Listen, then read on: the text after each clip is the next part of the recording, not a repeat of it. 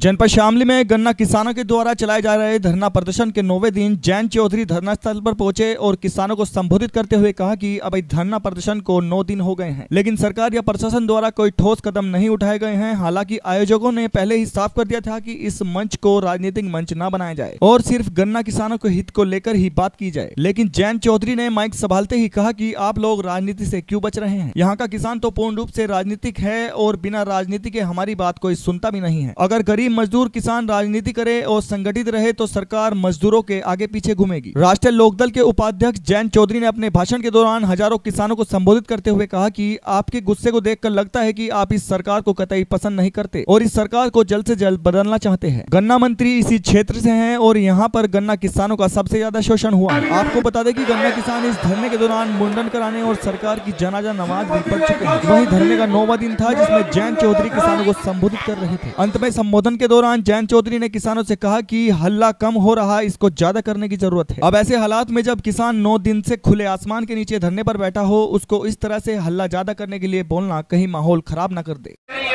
और मैं आपके बीच इसलिए आया कि शायद मुझे देख के आपको कुछ हिम्मत मिल जाए, मैं इसी प्रयास में आया। तो एक दूसरे का सहारा बन के बात बनेगी। हमारी कोशिश यही रहे, सरकार में जो लोग हैं, अधिकारी मौजूद हैं और वो भी कुछ लोग रोज आ रहे हैं, कल भी यहाँ आए, जो मुझे लोगों का मन लगा, जो अधिकारी यहाँ कल बोल गए, शायद उसमें आप लोग संतुष्ट नहीं हो। तो इसलिए अधिकारी जब यहाँ आए, आपके बीच में आए, अगर उनको कोई समाधान निकालना है तो उससे कुछ ज्यादा देना पड़ेगा। तो कान खोल के लोग सुन लें, लोग बैठे हैं यहाँ। और जहां तक बात आई थी, क्योंकि आपने बहुत बड़ा विश्वास, बहुत बड़ी जिम्मेदारी मुझको दी, आपने कहा कि बात होनी चाहिए और मैं पहल करूं। मैं अपने तरफ से स्पष्ट कह देना चाहता हूं कि मैं आपके साथ हूं।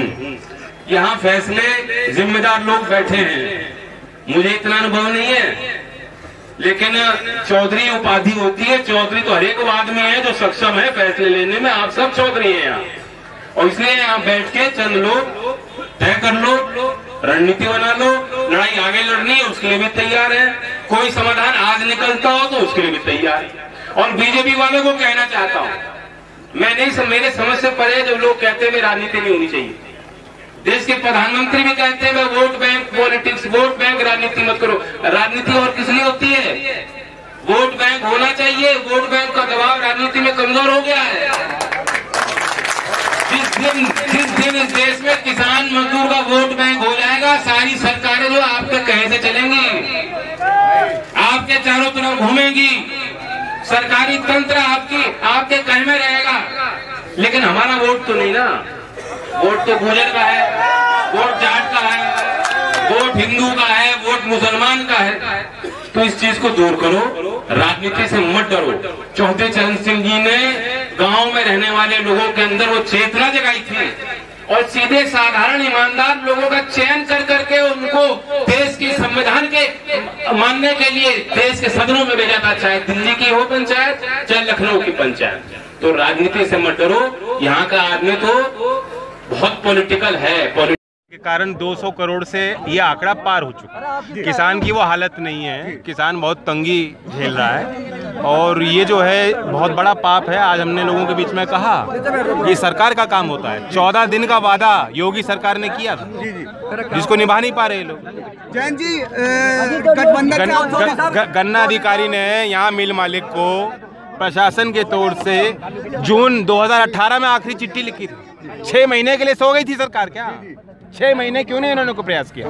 अब जाके आरसी काटी है। चौधरी साहब के समय पे 100 से ऊपर सीटें आती थी, अब हालात ऐसे हो गए 1-2 सीट के लिए उनके सामने हाथ फैलाना पड़ रहा, क्या कहना है? हाथ फैलाने की बात नहीं, साथ चले थे और पूरी 80 सीटों पे जब समझौता हो जाएगा, घोषणा हो जाएगी औपचारिक, उसके बाद देखेंगे आप। पूरे 80 सीटों पे हमारे कार्यकर्ता, उनके कार्यकर्ता, पार्टी के कार्यकर्ता गठजोड़ के साथ मिलकर चुनाव लड़ेंगे और जीतेंगे। इसमें ये नहीं होता कि हमारी सीट या उनकी सीट।